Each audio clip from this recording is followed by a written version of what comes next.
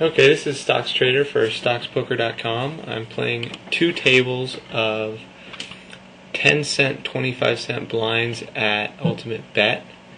Had a request from one of our forum members for this game, and I think it's pretty interesting already. My table on my right, you can see, has 3 tight players. I only have 20 hands worth of data. The table on the left has 2 super loose players. 3 loose players. So if you can see the poker ace stats, 2 players with VPIPs in the 60s, 1 player with a VPIP of 45. On the right, nobody's higher than 15.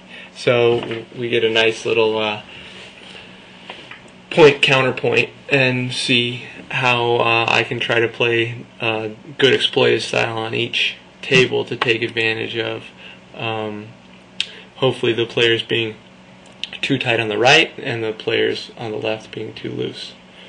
So I try to prefetch more hands using the poker ace prefetch option, but I think that it's no longer viable. I was on the poker ace forums and it showed, or it said that at some point Ultimate Bet doesn't allow it anymore. It's unclear whether they changed that decision or not. So I'm just going to play 2 tables. The software is pretty fast. Hopefully I'll have a lot to talk about. Pair of 3s in the big blind. If both players were deeper stacked, I'd probably raise. But they're pretty loose. I think I'll get paid if I flop a set anyways, at least to some extent. So I'll just check and take a free flop. I think making a pot sweetener raise there also is just fine. And I'm not going to really bluff against super loose players, so I'm just going to try to play set minor style. Looks like he flopped the nuts there, so let's make sure.